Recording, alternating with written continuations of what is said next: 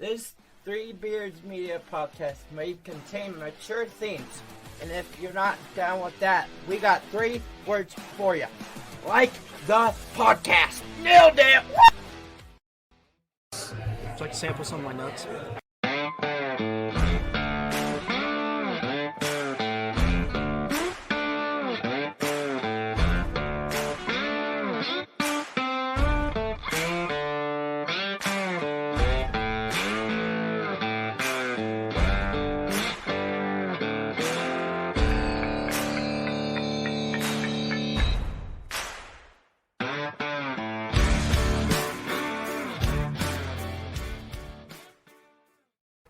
Hello and welcome back to another episode of Old Man Strength, brought to you by the Three Beards Media Network. With my partner, Aaron Wall, I am Chris Shipley. Aaron, how are you today? I'm good, Chris. How are you? Not too bad. Not too bad. I got a working ambulance. I'm so excited. I got my Cyclone branded ambulance, so it's running. It's currently sitting in my driveway. I've gotten a lot of looks in the neighborhood. So, Oh, that's fantastic. I saw on Twitter the one Hawkeye that said when you lose, you'll refrain from calling the ambulance, and I thought that was still pretty funny. it was pretty funny, right? Yeah. I took a video of it and like did a 360 video, and like a couple seconds later, some dude like commented on the tweet and said, "I think I might live across the street from you." And then this guy walks out of his house. He's like, "Yeah, sure enough, I saw my house in the background." So That's funny. it's a little creepy, but That's pretty funny. I've hit the siren a couple times to scare the shit out of the neighbors, but I really got to find a place to go test it. So Scare the shit out of, annoy. I mean, call it what Right. you want, Chris, but whatever. you know, That's all right. My neighbor's a Hawkeye fan, so it's fine. yeah. So, how are you? I'm all right. We talked a little bit. I think it was the last time we were here about our golf goals, and I wanted to break 90 again. Yeah, I played on Saturday and I shot an even 90, so it's coming. I'm right within there. reach. Any time now, I'll break it again. If I could stop, blowing up 2 or 3 holes Right. around, low 80s could be in play, but those quads and stuff that when I shank a couple out of bounds or something really hurt the old score. Yeah, that hurts it, right? Yeah, I'm heading down to the Ozarks in 2 weekends to go on my little golf trip with my buddies, so I'm super Nice. excited. Yeah. Well, it's funny that you mentioned golf because I think our guest plays quite a bit of golf, or at least it looks like he does some charity work with golf and stuff like that too. So, Aaron, I'll go ahead and let you introduce our guest. Oh, me? What? You want me to do it? Well, I'll do it. Yeah, you do it. I'll do it. All right. Well, we are super excited to bring on the chairman of JR's Southpork Ranch, the creator of the Blue Ribbon Bacon Fest, the one and only Brooks Reynolds was kind enough to hop on. Brooks, thanks for coming on with us. How you boys doing tonight? We're doing all right. Not too bad. How about you? I'm doing great. I just got done grilling. It was a beautiful night out at my lady's house. Came home here. My house smells like paint. They're painting inside. I'm remodeling the house. I'm drinking out of my water cup. Hold on, let me get that. There we go. I'm thirsty. I got to hydrate. If you want to bring that ambulance to the Bacon Fest, we could put it somewhere. Yeah. Don't tease me. I'll drive that sucker right up there. Sure. So. Let's get weird. I got kicked out of Iowa in '96, but I cheered for the Cyclones when I was a little kid. We had season tickets, and Johnny Orr was a great friend of my father's and my family's, and so I cheer for the Hawks. But whenever we're not playing the Cyclones, I'll give them a little root, here and there. Well, don't put that on Twitter because apparently you're not a real fan if you root for the other team. Apparently that's the rumor that I've been told. That's all right. Screw those people. Listen, that was all about Caitlin Clark, and you just gotta give that girl some props. I mean, Oh yeah, she's a hell of a player. So yes, she is. Well, I can say that now that she's not a Hawkeye, I can agree with you. It has nothing to do with the individual players. It has everything to do with Hawkeyes. So now that she's going somewhere else, yeah, she's great. Yeah, Fair. Well, Brooks, you mentioned your dad was friends with Johnny Orr, and you guys had season tickets. Why don't we start right there and just kind of tell us a little bit about Brooks when he was younger, and where you grew up, and what that was like. Sure. Well, actually, the house I am remodeling is my family home.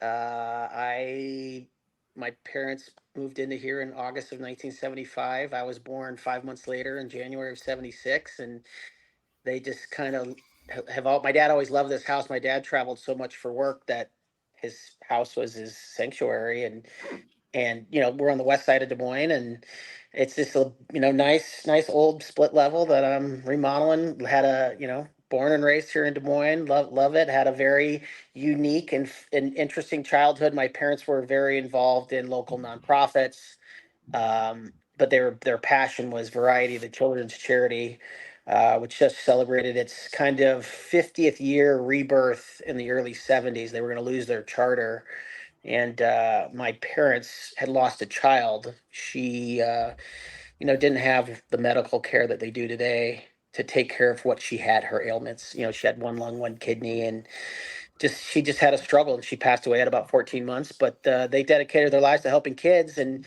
it started with giving away rocking chairs to Blank Children's Hospital, because that's where my sister spent a lot of her time during her short stay on this earth. And then in the 74, a man named Stephen Blank of the Blank family, it was a client of my father's, and he was a member of this club called Variety Club.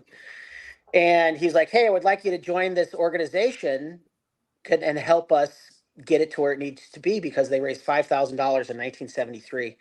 So in 1974, they raised 155,000, all went to Blank Children's Hospital, and that's Wow. kind of it started. But so I was involved in a volunteer family. My father had owned his own business. My mother took care of 5 kids, so she was a stay-at-home mom. And we just kind of we put on a telethon for 47 years. Sadly, the pandemic kind of put an end to that. But that organization has raised over 130 million for anything to do with kids, well, whether it's mobility issues, neonatal intensive care units at Blank, Mercy, Youth Emergency Shelter and Services, Boys and Girls Club Y. I mean, anything to do with kids. Yeah, The money, we basically were a fundraising arm, and a couple on early, I think it was March 2nd, we had our 50th anniversary celebration. I think they raised 7.7 million this year, which is that's crazy. crazy. Nice. Yeah. But like, it was funny. I was cooking at my girlfriend's, and she takes care of a woman with autism, and we were watching the Golden Girls. And B. Arthur was a great friend of my parents. She would come to Des Moines for our telethon for 4, 5, 6 years. I can't remember how many, just because I was a little boy back then. And it's just funny to see someone who's been in my house, be a hit TV series in the 80s. And but we just was raised to give back and do what we can to be part of a good member of our community. And like this weekend, I did the American Lung Association's stair fight for air climb with my girlfriend, and climbed 85 flights, raised about $2,500. It was the first year, but just trying to again give back. But yeah, born and raised here in Des Moines, loved it. Went to Roosevelt, had a lot of fun there. A lot of fun, and went to a couple colleges. Iowa was one of them. But it's not good to go to transfer to Iowa your sophomore year when all your buddies are bartenders at the Union, and Bo James and Yeah. and Vito's, and when you have five fake IDs that are horrible, but they get you into the bars. That's not a good mix. But yeah, went to a couple colleges, and then taught English abroad in South Korea when I was 24. Really enjoyed that, immersing myself in another culture. I love to travel. I mean, that's my, I guess that's what I like to do as much as I can. But next to golf, I would say travel's number one. But I will golf when I travel. But I'd like to travel, and my goal is to see go to 100 countries. I'm at like 42 right now. I have a list. I have a list on my Wow. phone. But love to travel, love to entertain, love to put on events. And the nonprofit world put me. I did a lot of fundraising events when I was a teenager with my mom. My mom would Right. drag me around to all these events and be like, "Hey, we got to do this, we got to do that." Da, da, da, da. So I always just kind of absorbed what it was like to put on events, and Bacon Fest started as a charity event. Um, Being in Des Moines, you have to, I love Des Moines. Des Moines. I mean, where are you gentlemen? Are you both from Iowa? I'm in Norwalk. Aaron's in Washington, but he's originally from Iowa. Oh, so we got Pacific. I love the Pacific Northwest. I mean, Oregon coast. Anyways, but you got to make your community what it is, and you can't just be expect everyone to do events, and not everyone puts on events, which is fine. But it was one of those things where I was just always involved. I was asked in 2001 to reinvigorate Young Variety, which is the young professionals arm of Variety, the children's charity. So then I got about 10, 15 of my buddies and their wives and some of my ex-girlfriends and friends, and we just started a young professionals group to again help kids. And that was in 2001. We raised $8,000. When I was 20, I was 25, 23 years ago. We couldn't afford going to $100 events, $100, a Right. price for an event, but we could go to an event for $20. Yep. We would throw keggers. We would buy a keg or two and be like, "Hey, we're gonna have a kegger. Everyone pitch in $20. We'd raise $1,000 or something like that." I think a lot of people miss the boat sometimes on that because I ran a college scholarship charity event here in Norwalk for the last 9 years. This year was the first year I didn't do it. And there'd be times where my wife and I would go, and the price to get in and then dinner and then this, we didn't have any money left. I mean, we really didn't feel like we could afford to bid on anything. Yeah. And so when I took over, I dropped the price to $20, and we started doing $17,000, $18,000, $19,000 for this event just off of a $20 dinner, because you lower the price, you can bring more people in. Now they feel like they've got some money to spend and things like that. So I think a lot of people miss the boat on that sometimes. Right. And that's what we did. First year we raised 8,000. We didn't have money. 25. And then, the next year, I think we raised like 20 something. And then the next year was 40 something. And then it just kept on snowballing. And, that's where we kind of learned to do events. And I got asked to be president again in 2008. And of course I was just being who my parents were and my family was, I had to say yes. And that's kind of when Bacon Fest started. We, one of my oldest friends, a guy named Marshall Porter, we would go to his lake cabin in Spirit Lake, Iowa for a weekend in the fall, and just, 10 to 15 guys. And we would, get a keg or two, but we wouldn't do it for charity. You have to jump in the lake to officially be at the event. And then the first year we went, we all brought, everyone brought bacon, because guys were coming from Omaha, Kansas City, Minneapolis, Chicago, Des Moines. Most were from Des Moines, but we're like, "Hey, grab something to grill, grab some beer, grab some whatever. We'll get a keg." And then when all of us showed up, there were like 13, 15 guys. I can't remember. It was so long ago. We had 30 pounds of bacon. And so we decided we weren't even there. We got there, Friday at like 5. We left Saturday morning at 8, Sunday morning at 8 a.m. So not even 48 hours. We're like, we have to constantly cook bacon. If somebody is up, you have to cook bacon to get rid of all the bacon. And, we were just idiots. And, we started this in 2001, the same year around Variety. So we were 25 and idiots. And, a couple of my buddies, like Marshall was married, Seth Hall was married. I don't think anybody else was really married around that time, but they were close. And we drank a keg and some more and ate bacon for 40 some hours and just had a great time. And we did it again in 2002. And we called that weekend Beer and Bacon. And after like the third year, the wife started getting mad because they would get so hungover, excuse me, that they would be worthless for Tuesday and Wednesday, maybe even going in, I'm sorry, on Monday and Tuesday, and then going into Wednesday, they'd still be a little hurting. And, but we wouldn't go anywhere. We'd just stay at the house the whole time. I mean, we're just, again, idiots. And so I was at the High Life in, when was it? August of 2007. And do you guys remember Juice? No. The weekly periodical called Juice. Oh yeah. I know what you're talking about. Yes. Vaguely. Yeah. It was part of the Register. It was It was kind of competing with City View kind of a right. deal. Right. And Yeah. it was, they had it was great for me. And a local reporter was at the High Life, and I'm with my oldest and favorite sister Suzanne. They were like, what does Des Moines need?" And without hesitation, I said, "A festival dedicated to bacon." And it was in Juice the next week. There's like 9 faces. My face is in there. Face only a mother could love. And then Jeff Bruning, aka Bruno from the High Life Lounge, he comes up. He's like, "We can make that happen." I'm like, "Great!" So we got our heads together with Marshall Porter, Seth Hall, Jeff Bruning from the High Life, and then a lady named Mindy Toyne within any event. She was an event planner. She does Groundhog's Day at the High Life. She does the Market to Market Relay. She helped me with Bacon Fest for about 4 years. And we're like, "Okay, let's put this on, and okay, we'll raise some money." And so March 1st, 2008 was it was National Pig Day.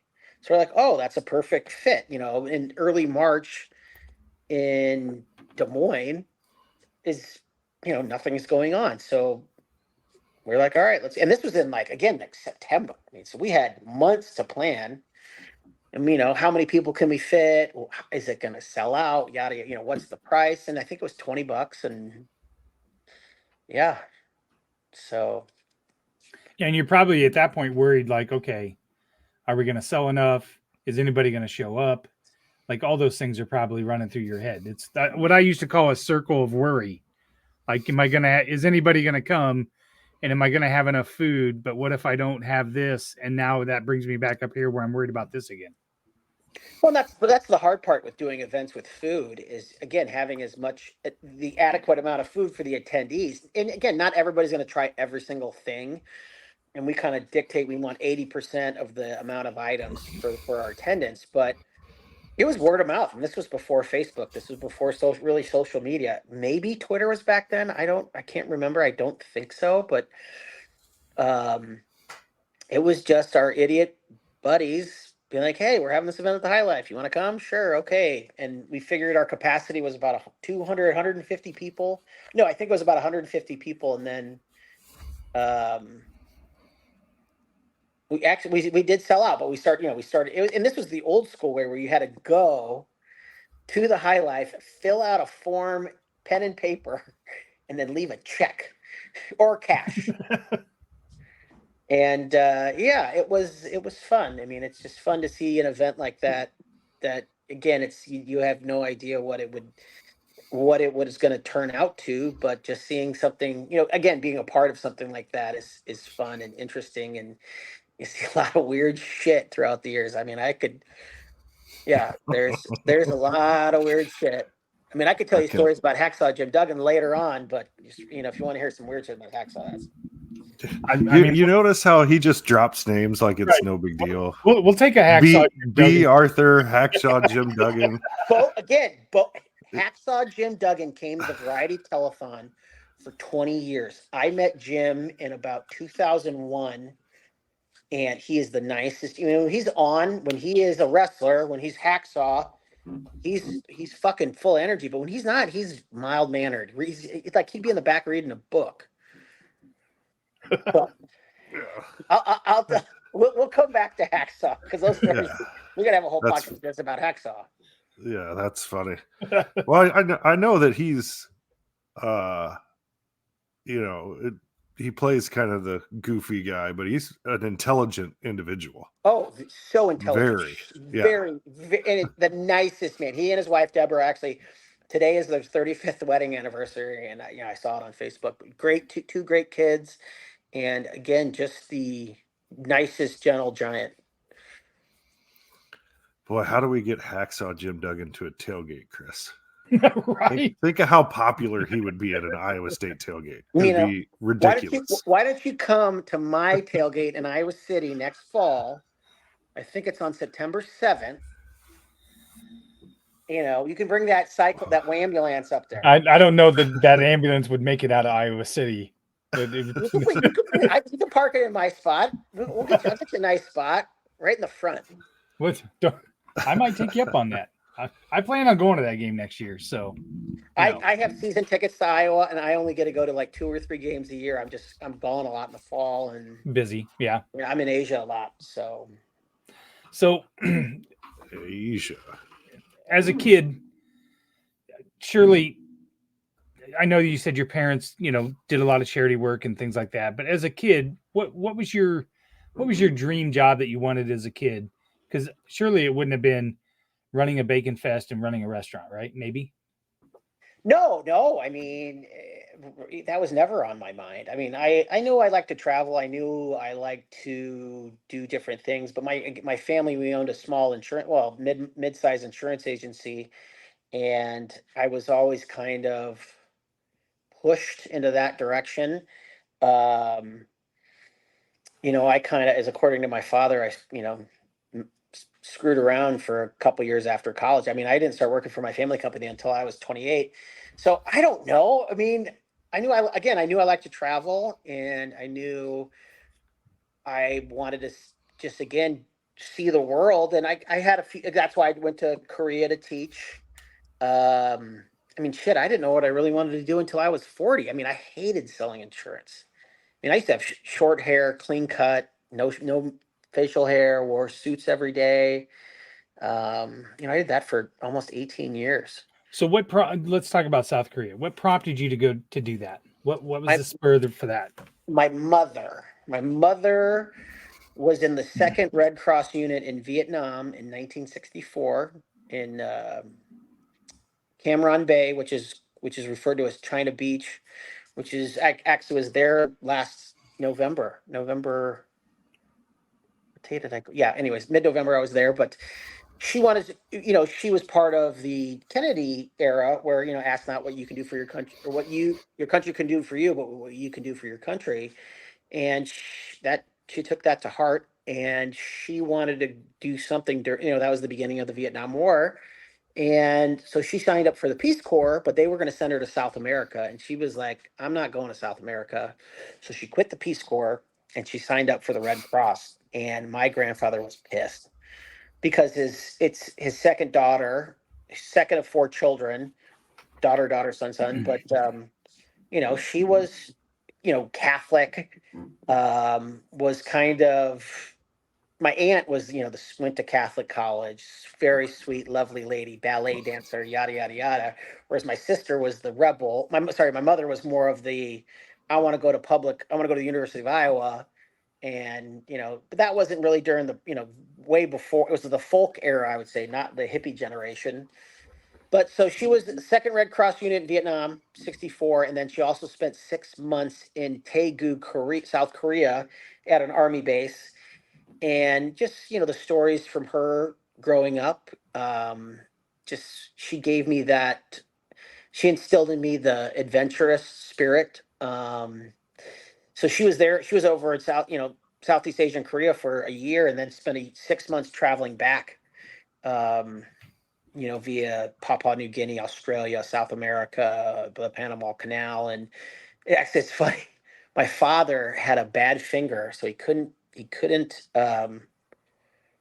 straighten his ring finger, his pointer, his gun finger, his trigger finger. He couldn't straighten it out. So he was what's it when you're not physically, it's not Section 8. I think, is that crazy? But he couldn't pass the physical to become the Section or F, I think, or something like that. Section F.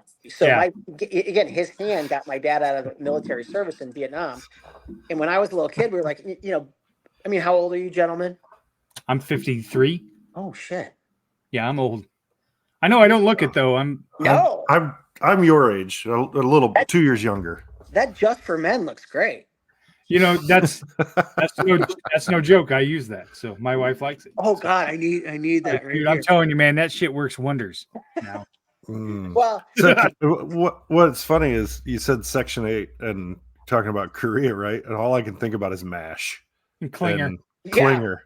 Yeah. That's the only reason why I know that. It's such an is for Looney Tunes because of Mash and Klinger. So, but you remember back in, I'm assuming in elementary and whatever, were any of your fathers in Vietnam? And I'd be like, my mother was.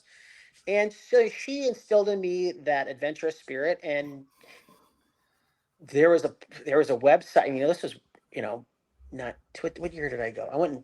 I started looking in 99, but I didn't leave until fall of 2000. But there was a place called Dave's ESL Cafe, and I found a teaching position in South Korea, and it was in Busan, which is a little bit bigger city than Daegu on the coast. And yeah, just left for Korea and was there for 10 months and lived with the family for about 3 months, and that was very interesting. The food culture is just so different, but I love it. That's what Korean food is probably my favorite. I would say Asian food, Korean, then probably Japanese. But yeah, I love that. And again, wanted to get out of Iowa for a bit. I came back. I was gone for. I was in Korea for 10 months, and then I was in Southeast Asia for 3. So I was gone over a year. I saw my mom came and visited me once. Missed Christmas, which sucked, but and that's why I travel. I mean, I was in Asia for 36 days last October and November. I was in Japan, the Philippines, Vietnam, Cambodia, Thailand. So just and can't wait to go back. I'm going to try to go back this fall, but if the fall, because our Bacon Fest in Japan is getting postponed a year because they're going back to their original weekend in April, so they're just skipping a year, which is fine. But so if I don't go back this fall, I'll definitely go back in the spring for probably 3 weeks to Japan, which is great place to visit. Bacon Fest Japan. Crazy. Oh, that's funny.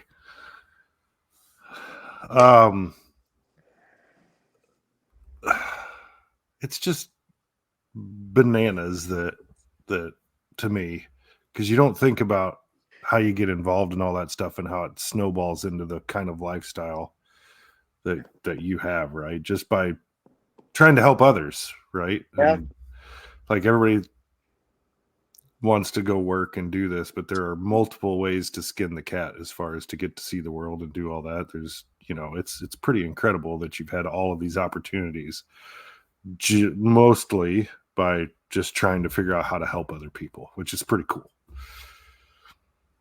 Yeah, it is. In every event that we do, we have a charitable component, and some we can give a lot, and some we give what we can. I mean, not every event's a home run, and some events happen and then fade away. And again, wherever we like our event in Iceland, for example, I think there was some infighting amongst the group of guys, and they don't do that event anymore. The pandemic kind of put a blow to everything, but though that event doesn't happen, but our connection there, he's a pediatric cardiologist who was at the University of Iowa doing rotations, or I don't know. He was at the University of Iowa hospital for a while, and he met one of my Marshall Porter's brother, who connected us, and we started an event. We started going there in 2011, and I've been to Iceland 13 times, and we've done 8 events there, and we've raised, I think, 50 or 60,000 for their pediatric cardiology department. And it's great. And it's, again, having the ability to do fun events and raise some money. And we lose money on that event because I don't get the EU and the USDA, like the EU doesn't, unless it's a very specific processing plant, we can't send pork to Iceland. And we really don't send a lot of pork to Europe anyways, just because the EU is so strict. But, so we don't get any sponsors for that event, but we really affected bacon consumption in Iceland in one year. I think it was like 2013. This bacon company called Ali Bacon sold 16 tons of bacon that year, which for a country of 320,000, that's a lot of effing bacon. And then in 2014, they sold 31 tons of bacon. So they almost double their bacon production sales, and they liked us a lot. But yeah, it's so fun just to, again, and you guys, I mean, I was just raised and I have the ability to pretty much talk to anybody. I mean, I could talk to a wall and have a great conversation. But I'm not afraid, I'm not shy, I'm not afraid to fail. Because again, not every thing you do, you're going to hit a home run or even get a hit. You're going to strike out, and we've had some great successes and some great, I mean, lasting friends. I mean, I'm working on a project in Iceland right now, and I have a call tomorrow with one of my Iceland brothers. Actually, it's funny, we have the same birthday. And then a guy that I was with in Vietnam last fall for 9 days. We have a conference call tomorrow about doing a project in Vietnam, and again, it's just so fun to, I'm now at a place in my career where I have a lot of, spare time to think of fun stuff to do. And now I think I'm more specific and particular, and I'm not as, hey, let's do every event we can. And, because I don't want to oversaturate what we do, or what I do, and just trying to, again, find the right niche. And, again, some things may work and some things may not, but you just got to kind of put yourself out there and try and see what happens. And either you have a great event or that event sucks. Yeah, I think what I want to do is I'm going to take a break here and get a word from Revelton Distilling Company, our sponsor, our primary sponsor. And then when I come back, I want to circle back on what you just said about not being afraid and fear, because that's kind of something that I've kind of turned a switch on as well here lately, and I want to dive a little bit into that. So let's get a word from Robin Christie and Revelton Distilling Company. By the way, they're teasing a new launch. So if you check out their social media, I think maybe their bourbon might be coming. Possibly. Yes. So, but let's get a word from them. We'll be right back. Why take the best corn in the world and make it into fuel when you could make it into whiskey? That's the question that launched Revelton, Iowa's most visible and fastest growing distillery. Owners Rob and Christy Taylor embrace the grain-to-glass philosophy, sourcing ingredients locally and overseeing on-premises production and bottling at their facility in Osceola. One sip and you'll agree that Revelton's handcrafted whiskeys, gins, and vodkas are the best you've ever tasted.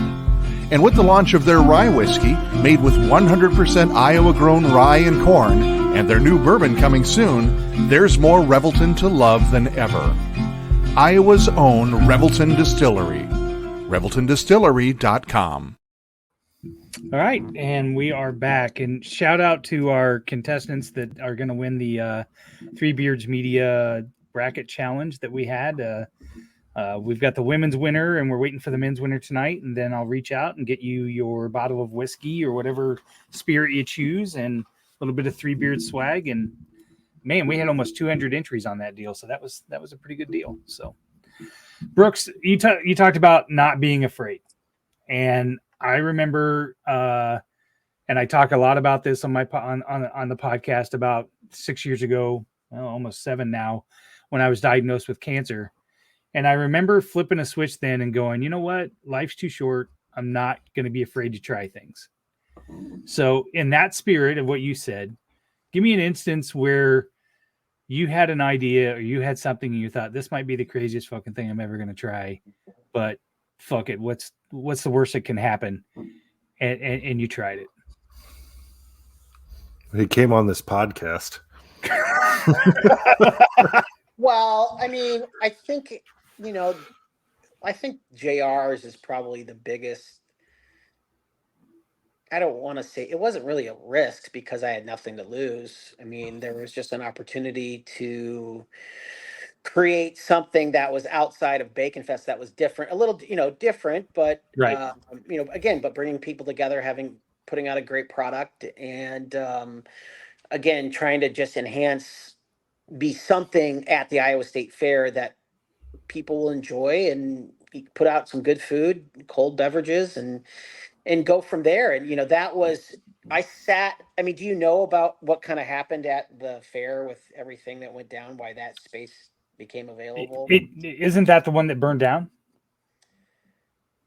No. Well, Okay, then they, I don't they know. they had a place that burnt down like 15, 20 years ago. Okay, okay, That's where the Cookie Building is now. And then okay. Stan Kranovich had a place that burnt down like 18 years ago. But no, this sadly they were not paying their taxes, their income tax, sales tax. I don't know the particulars. But their place got taken from them, and an RFP was sent out to 17 groups, a request for proposal to take over that space. But you had to come up with a pretty, a concept, a redesign, because you had to enhance the building. The building was in disrepair. It needed a facelift. It needed a serious facelift.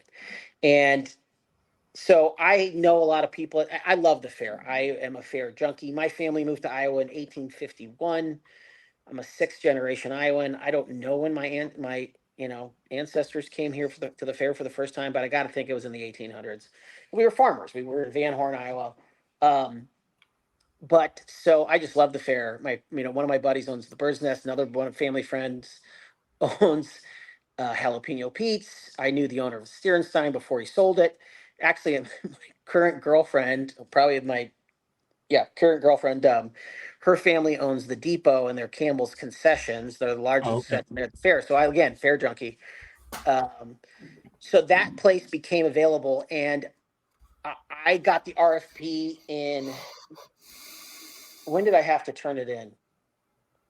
I got it in April 18th of 2020, and I needed to turn it in 2 months later with like plans and budget and concept and remodel, and I'd never done anything like that before. Well, and let's remind everybody that was right at the height of the pandemic, so I can't imagine the thought of opening a restaurant and not even knowing if the fair was even going to be open. Right. That had to be an added pressure, I would imagine. Oh, it was, but again, coming up with and I could have probably done it on my own and come up with a fun concept, but then, on the back end, just like then assembling a kitchen staff, a management staff. I employ 120 people during the 11 days of the Iowa State Fair, but then it's getting ready, and it takes a village, as I've always said. And I sat on that for about a month, and I didn't know what to do. My father was battling lung cancer, so I was taking care of him. I wasn't working during the pandemic. I'm self-employed. I put on events. I left insurance Right. about 5 years ago. So, again, I was like, what the F am I going to do? And one of my old friends, a guy named Jason Schlepphorst, is the CFO for a food service company. It's a company called Greek House Chefs. They feed about 30,000 college kids a day at fraternities and sororities in like 35 states. I don't know the number. 500 chefs. And the owners, Carrie and Corey Hansen, are just the nicest people. And Jason and I saw him briefly somewhere, because again, you had to socially distance, and I was in passing. I was like, "Do you think your owners, Corey and Carrie, would be interested in partnering at the fair for this project?" He's like, "What project?" And kind of filled him in, and he had no idea. And so he asks his partners. His boss is Carrie and Corey, and they're like, "Yes." And like and that was probably the greatest decision in my business career, was partnering with them and finding them. And again, not being afraid to ask for help, and not being afraid to, you know, and it was not being afraid to share part of the pie, because I could have done this all on my own, been 100% owner, brought in some hired guns to work the fair. But my place is such a large establishment now that it's like I can't be everywhere.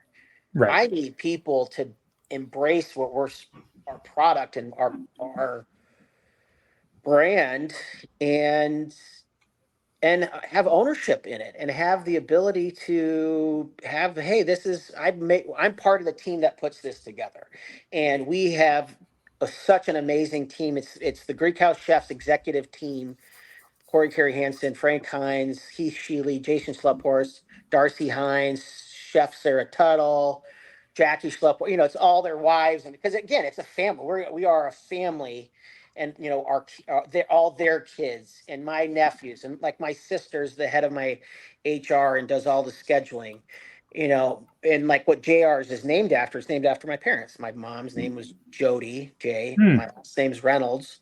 My dad's nickname in college was Rennie, so it's JR's is an ode to my folks.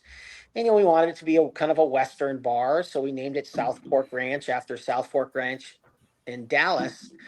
But again, we so then they said yes. So we had a month to put together our concept and our brand and our logo and all the stuff that goes into it and what we're going to do for the remodel, build a kitchen, and on blueprints and doing this and doing that and la la la.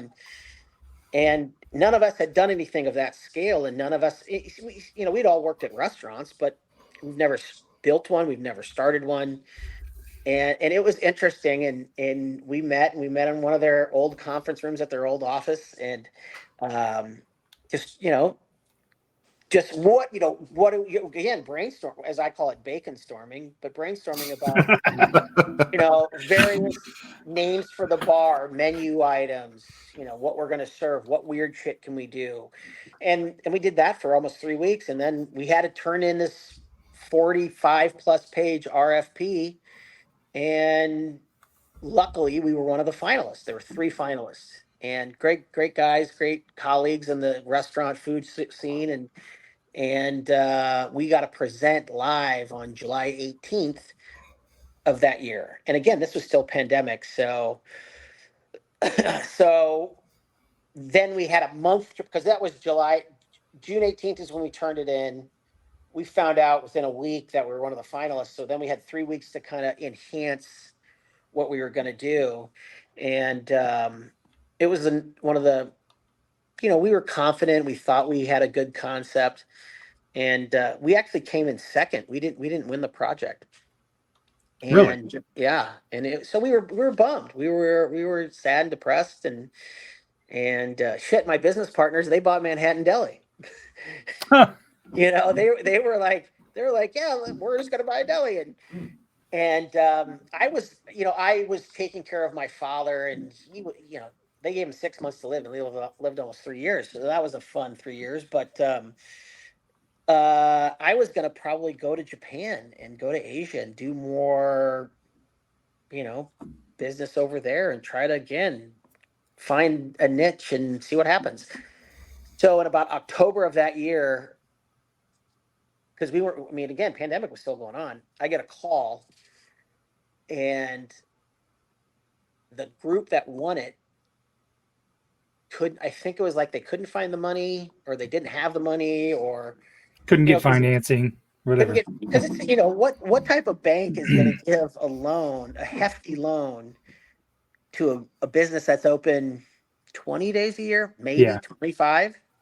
Right. Yeah.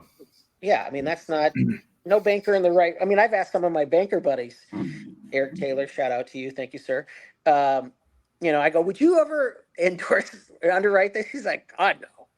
He's like, how'd you get the money? I'm like, well, I mean, we privately financed it. I mean, I was fortunate. My father was retired. I mean, basically retired, but had the ability to give me a pretty decent loan. I mean, so I got a loan, but a non-traditional loan. And, again, then, so we get the call like, hey, you want to go in? And I'm like, sure. And I was, so I'm in Omaha the weekend before I'd have to go in and talk to the fair, and they wanted me to meet with the concessionaires committee. So I go to a wine dinner with Travis Justice in Omaha, some Italian wine, and I have a lady friend I'm dating at the time. We both get Corona we both find out we have COVID on Monday, and my meeting's on Tuesday. Oh, And I'm just like, gosh. So I call the fair. I can't meet. We're like, well, can you Zoom? I'm like, sure. So I had a Zoom with 5 individuals from the fair, and that was the most nervous presentation of my life, because I knew we had a pretty good chance to get it, and it was one of those things where I don't think I'm going to screw up, but I did it at my house, and it was an hour, and they just grilled me about what we're going to do. and that was, maybe it was on a Thursday. I don't think it was on a Tuesday, but then that following Monday, we're actually moving our offices, and we were moving from downtown to Valley Junction, and I get a call from the then food and beverage committee member or commission. No, what is he? The food director at the fair, Mike Nye, and he's like, "Hey, we're going with you," and I'm like, hoot and hollered, and I cried. I thought of my mother. My mother would have loved it. It was her uncles, my great uncles had booths at the fair in the 40s when they got back from World War II. And again, she would have loved to seen this and seen again this. How I got into this was, learning how to put on small charity events when I was a teenager, and doing events in high school. And I mean, I was voted biggest partier in my high school class at Roosevelt in 1994. I was 94. I was, I don't know, getting kicked out of Iowa State at about that time. So for partying. So had to take a short detour into DMAC for a couple semesters. Can't take you to anywhere. Gee, Christmas. That's right. It happens. That's right. Aaron, you want to ask the Wintrust Mortgage question of the pod? No, but I will. All right. So that's a good one. I got to think. I got a couple in my head, and I want to make sure I ask the right one. I'm going to veer off of Chris's ideas and go with one we used to ask on bidder units, but I'm going to change it up a little bit.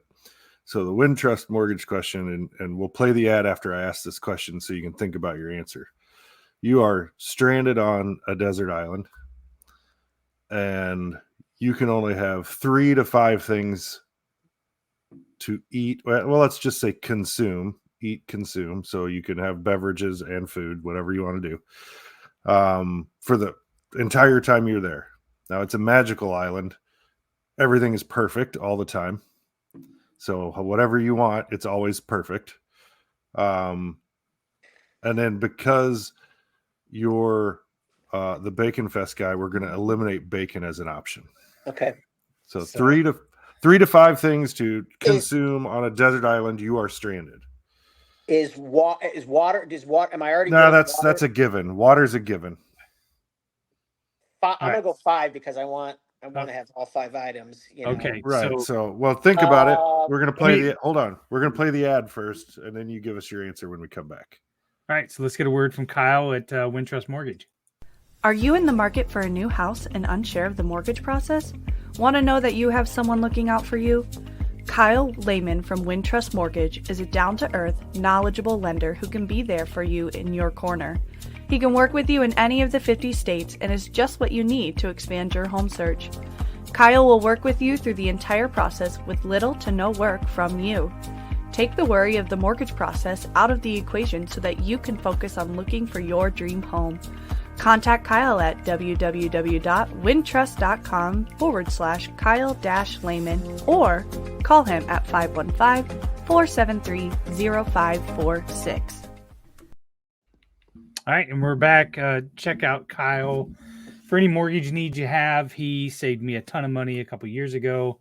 So if you're looking for somebody to get you through that process, you certainly want to talk to Kyle. All right, Brooks, what's your answer? I would like Cold Stone Creamery's butter pecan ice cream with Reese's peanut butter cups and Butterfingers. Coming out strong with the dessert. So I've got a real bad sweet tooth, and I would really like that. I'm going to need something for sustenance. Where is this island? Is it a tropical island, or is it the fucking ice? Sorry, is it Iceland? Is it going to be cold? No, it's like the perfect island. It's magical. Okay, magical island. Yeah. I already know what my last answer is going to be. Magically perfect food. It's got to be a magical island. Magically perfect food. I don't know. I mean, I'm trying to think what's very versatile that I can use. I mean, I I would like a la mi croissant. I would like. Hey, that's no joke. That stuff is good stuff. You say I already get bacon, or I can't have bacon. You can't have bacon. Bacon is off the table. Ugh. Not even the Well, British crappy version. Then I was going to say lettuce, tomato, and Miracle Whip, so I can make a croissant BLT, a griddled croissant BLT where you actually toast the croissant. Delicious. I been eating a lot of fish lately, and I really like Icelandic Arctic char. I like to cook it various ways. I don't even know what that is. It's kind of like between a salmon and a trout. Okay. Have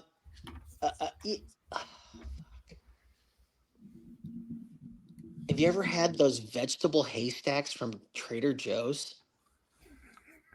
I have not. No. They're like, have you ever had a hamul pajan, which is a green onion Korean pancake? I have not. I actually had them yesterday for lunch. They're delicious. The vegetable haystacks from Trader Joe's. So ice cream, croissant, vegetable haystacks. Fifth item. Arctic char. So that's 4. Yeah, 5. Yeah. So you're on your 5th item. Is this supposed to be? Do you want this? Like PG-13? No, we are not a PG-13 or NC-17. Did you not hear the disclaimer at the beginning that says it may not be suitable for children of all ages? When I want my girlfriend's pussy. That's I knew that was that totally counts. That was coming. You said it's perfect. I mean, it's God. We're 50 minutes in, and he finally loosened up. Oh, You dropped an F-bomb earlier. I try not to swear as much anymore. My sister thinks I swear too much because I swear in front of her. My oldest sister has 3 sons, and she says I'm too crass in front of them. I mean, oh goodness! I'm not going to tell. I'm going to send her this. I'm going to send her this link when it's ready, and I'm going to be like, "Sorry."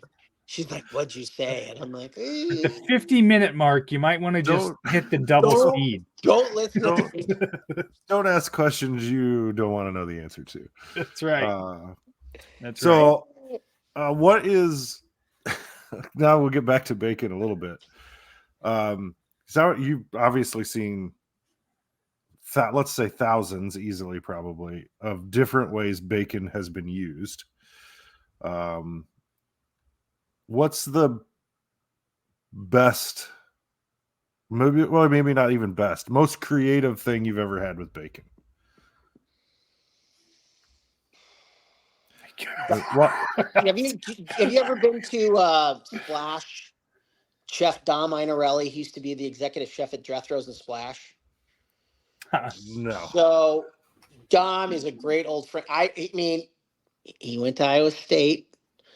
He was gonna be an engineer, but then he got into food and self-taught, and he actually comes to Japan with me.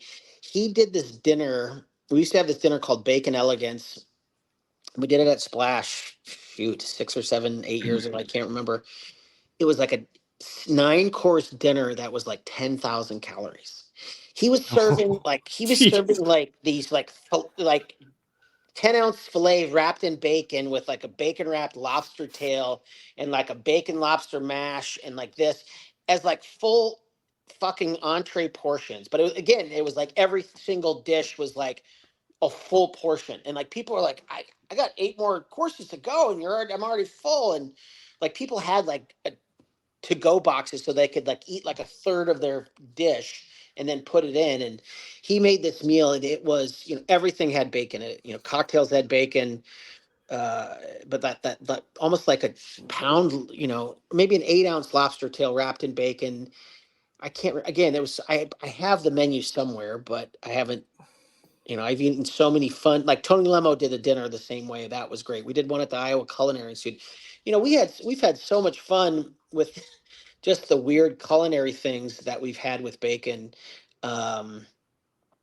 We were in Iceland, for example, and we've had bacon wrapped whale. I mean, the first year we ever went to Iceland was in the fall of 2011. And we're up in the foothills outside of Reykjavik, probably an hour or 2 out, and we're seeing the northern lights. But we go to this little cabin I would say a cabin in the woods, but they don't have many woods.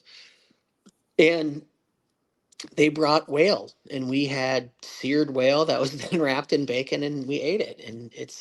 And whale is interesting. Actually, it's you can get good whale. Sometimes you can get bad whale, because I've had bad whale a couple times. But it's oily. It's like a steak, but it's just a little more oily, almost like mackerel. But I'm trying to, we make this. Chef Sarah Tuttle at JR's. She's a pastry chef, and I'll be like, hey, think of some weird shit to make with bacon. And she made these like banana and bacon part of something. I don't know exactly what it's called, but it's like what are they cream puffs, or not a cream puff, or pedophore, not pedophores. It's like a little pastry, but then it has like a cream inside. And she makes those with like Pot of shoe? pot of shoe. Is that what I'm thinking about? Is that right? I don't know. I wasn't there. I think that's what it's. I think that's what it is. But it's something that's like, take on an Elvis sandwich. So there's banana, bacon, peanut butter, honey, whatever. It's just, my friend Chef Katie Harvey Martinez, who's used to own Harvey's in Redfield. She's done some amazing things. Lance Avery, who owns Big Fork Sausage. I mean, I've been fortunate that I've been able to meet a lot of fun chefs in the world. Do you remember? Well, Aaron, how long have you been out in Washington? 7 years. Did you ever go to Pock Pock in Portland? No. Have you heard of it though? They had a Thai caramel chicken wing. And they're marinated in fish sauce. It sounds weird, but they're one of the most delicious wings. Anyways, that chef, Andy Ricker, James Beard Award winner, I've met him through bacon and food and doing weird, roasting whole hogs in northeast Vietnam. And, just again, having fun, weird opportunities to meet random people through food. And food brings people together. People want to try fun, interesting things, and food's a good way to do it. And that's kind of how whenever I travel, I mean, I don't eat fast food. I eat local diners and weird restaurants and hole in the walls, and just trying to find out what's specific and unique to that region, culture, whatever. And like, I was in Miami 6 weeks ago, and ate at this a Jewish deli, ate at a Cuban restaurant, ate, just again, try to get as much local flair as I can wherever I go. That's kind of my wife and I, when the kids got older this last year, and we have a couple friends, that's kind of what we do now just around in Iowa, is we find little places that we've never been to or whatever. And like just like a week and a half ago, we looked at the list of the top 10 burgers in Iowa, and we drove down to Milo on a random Thursday night and went to this podunk little restaurant in the middle of Milo, and it was great. It was fun, and they had great, awesome drinks, and it was a lot of fun. So it's fun to discover those things. God knows it's hard enough for me to figure out what to make for dinner every night. People are out here making fancy banana and bacon pastries. I can't even figure out what to make for dinner at night. So it's crazy. Yeah, I would tell you, Chris, place you got to go that's not that far away. When I lived there, out in Anita, Iowa, the Redwood Steakhouse. It's the best onion rings in the world. Wow. Redwood, one of the ladies I started Young Variety with, Shelly Rankins from Anita. Her dad still lives there. Yeah, I taught school there for 3 years before I moved away from Iowa, and that place, when I lived there, and I believe they still do, I don't think it's changed a whole lot. They used to do the relish trays, with when you ordered the dinner still, and it's pretty great place to eat, and it's not that far away. It's like an hour, right? Is it like a supper club? I mean, it's an old school steakhouse, right? So dark, dingy, Yeah. not dingy because it's clean, but you know what I mean, that dark wood kind of feel to it. Oh yeah. It's just on the outside of town. It's good food. But the onion rings, best I've ever had. I absolutely love onion rings. I love them. Thin onion rings. Yeah, they're the thin, sweet Yeah, onion rings, like onion strings. They're the best. I don't care. I'll eat the thick ones too. The old La Pizza House on Southeast 14th. Those big thick onion rings were really good too. Oh, we have thick onion rings at the fair. Oh my god, I love them. And there's a hot box just right in the kitchen, right near the door. So I'll open that up and I'll grab two, and I'll get looks from my head chef. He's like, "You should have gloves on." I'm like, "No, I'm only touching these two. I'm just touching the two I'm eating." That's Yeah. right. Marcus Pfizer wants your hat, Aaron. I see that. I'll have to tell him where I found it as soon as I remember. I think I got it off of Fanatics or something like that. Who's Marcus Pfizer? Is he like a football player? Shut up, Brooks. Now you're just pissing me off. That's funny. Yeah. Well, I do tell a certain amount of people that JR's is actually named after Jake Remsburg, O lineman for the Cyclones. Yeah. He's a family friend, but no, I like Cyclones. Some of them, few. Some of them. We'll get you hooked up, Marcus. I caddied for Tim Floyd at a charity event when was he coached? 95? He coached Marcus. Marcus. Yeah, he was there from 96 to 99. So yeah, so it was. I don't remember, but I had to be. I think I was 20 or 21, and I basically had to drive coach around Glen Oaks at the Variety Children's Charity golf outing. And he's like, "Hi, Tim Floyd." I'm like, "Yeah, I know who you are, coach." And I go, "I'm a Hawkeye fan." I think I was going to Iowa at the time or something like that. Hey, but he was so nice. So nice. that's great. Well, in the spirit of your charity work, we at Three Beards Media try to do a little bit of charity work every time we do an outing or something like that. We run a little kind of a pseudo-sponsored segment here where Steph Copley was a guest on our podcast at one point, and the hosts on this show would not shut the fuck up. So she finally said, if you guys would shut the fuck up, I could get my point across. So we thought it was so funny that we decided to make that a sponsored segment, and we asked her to name a charity, and she has picked the Young Women's Resource Center. So what we're going to do is we're going to play an ad. We're going to invite you to donate to the Young Women's Resource Center. And then when we're done, Aaron and I have to shut the fuck up, and Brooks, you get to say whatever you want without us interrupting. So let's get a word about the Young Women's Resource Center.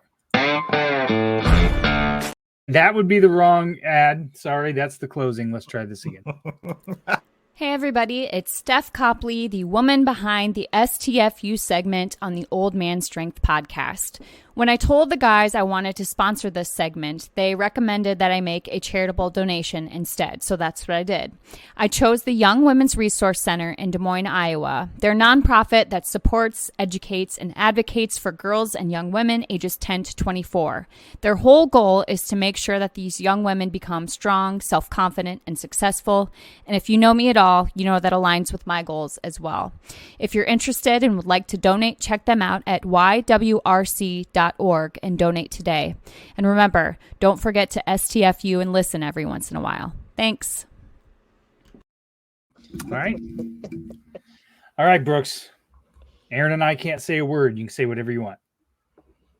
What do you About any subject, Any subject whatever you think the world needs to hear. Whatever the world needs to hear. Sure, yeah. I hope to see you at the Blue Ribbon Bacon Festival on May 4th. May the 4th be with you. Would love to see you there, and then I'll also see you at Good Guys during the Good Guys Auto Show in July. Obviously, that's going to be a fun event at the Iowa State Fairgrounds, July 5th, 6th, and 7th. But then again, you need to come to JR's. Don't go to any other bar. Come to my bar during the Iowa State Fair. This is going to be our 4th year. We're really going to have a lot of fun at the Iowa State Fair. We have 4 bands every single day. A couple days we have 5 bands. Tyler Richmond and the High Bank Boys are our headliners. They're actually playing 8 nights. We're going to have by then, I think, 94 beers on tap. We'll have 30 bartenders be able to service you. So you get we have the fastest transaction time of any place at the fair. Better than the depot, because their owner, Eric Campbell, he's a ginger, might be dating his sister. He's a pretty good guy. When he doesn't he needs to shut the fuck up. No, I'm just kidding. But yeah. Again, hope to see you at the fair. I always loved kind of telling my story. So thank you so much for having me on. It's been a great honor. We appreciate you letting me, as I say, spread my bullshit. And we hope to be doing this for a lot longer. And let's see what weird shit we can stir up here in the next 2 decades or so before I hang it up. Perfect. That's right. Well, we're 1 minute and 5 minutes in, or an hour and 5 minutes in, so I'm pretty sure nobody else is listening. So now you can tell that Jim Duggan story. Oh my God. So Jim was always just, again, gentle giant. But the aches and pains of that his body took over the years. I mean, sadly, as the last time I saw him, I brought him back to Bacon Fest last year because he's had some health problems over the years and he has not been able to work as much as he normally does. And it was one of those kind of, hey buddy, thank you so much for coming the 3 previous years and doing whatever, like I'll ask him like, hey, can you make the video? La la. He's like, yep. And so this was, shoot, I could ask my buddy, but I want to say like, I think, what was the first time I brought him? It's probably like 10 years ago, maybe. He's in town for the telethon, and he would take Vicodin or Advil or whatever, but those guys would pop pills like they were Tic Tacs, unfortunately. But that's, again, their bodies were beaten down, but his drug of choice was marijuana. And he's like, Brooksy, can you get me some pizza? I'm like, pizza? What are you talking about? He's like, Brooksy, I need some pizza. And I'm like, yeah, my friend owns Fong's Pizza. Like, I was like, that's not the kind of pizza I'm talking about, buddy. And I'm like, oh, okay. And I'm like, what are you talking about? He's like, I need some weed. I need to take some whatever. Yeah, some grass. I'm like, oh shit. So we're literally at a black tie dinner. Friday night, he has to, so I text my buddy who lives downtown Des Moines. I go, hey, you home? He goes, yeah. I go, can I bring Hacks over? He goes, of course. He's like, for what? I go, I need to see the Snow Princess.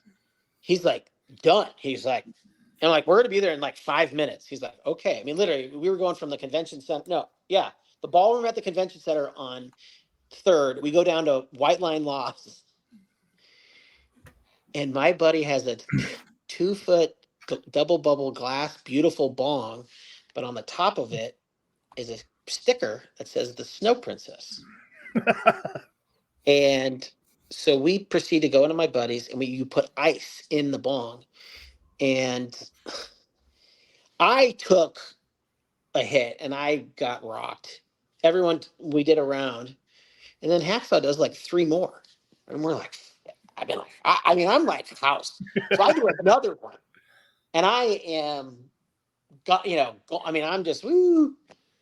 My other buddy does 1. Hacksaw does 3 more. So he's like, you get 3-1. So he's like 6 in. And I mean, it's like nothing. And so again, he's like, all right, let's go, boys. So my buddy and I both take another one. And I am like gone. I mean, just, I can't like see straight. He takes 4 more. 4. And I seriously, I want to pass out just listening. Okay. I'm sorry I'm name dropping here again. That's right. I've smoked weed with Snoop Dogg twice. At Coachella once and once here in Des Moines. I had never seen anyone like Hacksaw do what he did in my life and not just be I was a puddle. And he was like, nothing fazed him. And then he's like, hey buddy, we got to get back to that. I got to get back to that dinner. So this is like 30 minutes after we left. I mean, I'm like, what? And we go back and he's like, all right, thanks, buddy. Appreciate it. But again, he is the nicest man. And one time at Bacon Fest, we used to rent rooms at the Savory downtown. I knew the manager at the Savory, Tara McFarland, or I can't remember what her name is, Tara, something like that. And there are some great old rooms at the Savory. And they used to have a penthouse on the 11th floor. And it was a 3-room penthouse that had like great master, kind of this like dining room, then long kind of living room, 2 bathrooms with showers, and then it had a effing fucking deck on the top floor of the building that overlooked. You could kind of see Nolan Plaza, the parking garage, the traveler sign, and I rented that place out for 3 years. It's no longer available, but we would have parties there afterwards. I mean, one year we brought in a fire-breathing Elvis impersonator who was also a little person. We had a wedding. We had a wedding with like people, like opera singers there and Hacksaw. And then like across the way at like the Civic Center, it was some type of weird musical that was in town. So we had all these like dancers and singers. There's probably like 100 people in this party. I mean, guys from Iceland. I mean, yeah, shit got weird, as they say. But again, it was just the fun stuff that we've done. And, Iceland's great. Those guys are great. Japan, what we did there, that event only started. So found out about do you know what the Iowa hog lift is? No. So in 1959, there were 2 typhoons that hit the Yamanashi region of Japan, which is about 75 miles west of Tokyo. And during the Marshall Plan, the reconstruction of Japan after the war, there was a huge U.S. military presence there. And there was an Army officer from Iowa, and I can't remember his name offhand. I should know this. But he helped with it's called the Iowa Hog Lift. We sent 36 hogs and 100,000 bushels of corn for relief effort to Yamanashi, Japan. And a friend of mine named Heather Davis Carmen told me about that. And I was like, well, shit, we should just do a bacon festival there.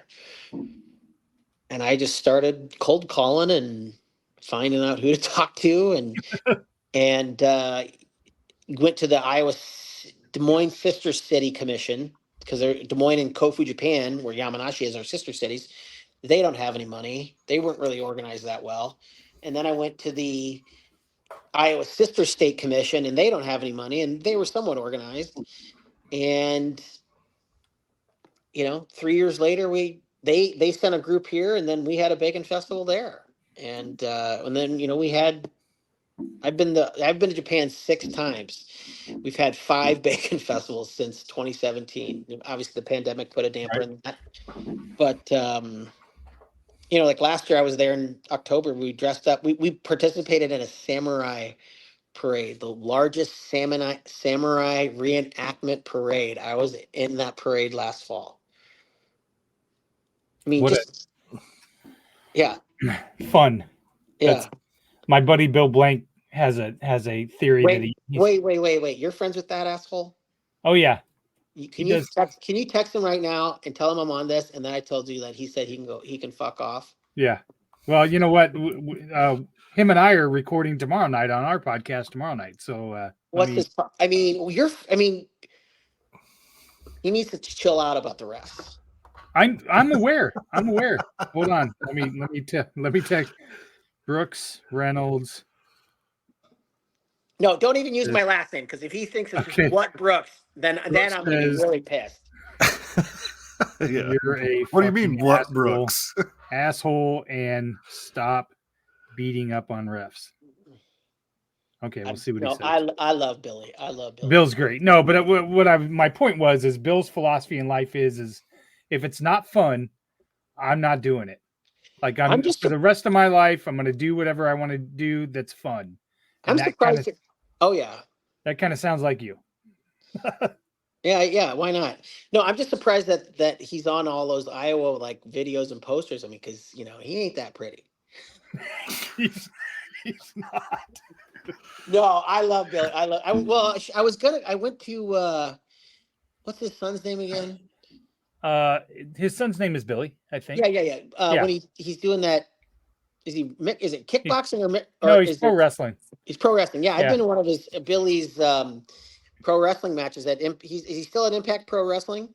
No, I'm not sure what he's doing. Bill actually texted me the other day. They're gonna do an event in September. It's called Absolute Pro Wrestling. It's an event sponsorship, and Three Beards Media is going to be the primary sponsor. So that'll be fun. If I'm in town, I'll try to go. But yeah, no, Billy's great. Absolutely.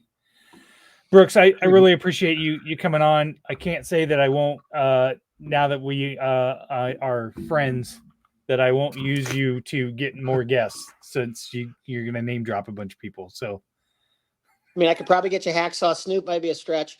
Beat Arthur, she dead. Yeah. Again, hey, I appreciate it. Thanks for having me on. Again, if you guys need any help, if you want to give away any Bacon Fest tickets, you're more than I can send a couple your way, some early entry tickets if you want to do that or whatever. We're happy to give those out. But I'll text you and we'll set something up. So awesome. And I'll even let you get your picture in front of my ambulance. So sure. All right. Aaron, thank you guys so much. Brooks, again, thanks, thank Brooks. you very much. Really appreciate anytime. it. Have a great day. Yep. You guys have a great day. Thanks everybody for listening. Check out the rest of our podcasts on the Three Beards Media Network. We do have a couple new pods coming out. As soon as Amy gets off her ass and finishes the graphics for those, then buddy, you are gonna get it now. I know. She ain't listening. All right. Anyways, everybody have a great night. Thank you to our sponsors, Revelton Distilling Company and Kyle at Wintrust Mortgage. And with that, we are out of here.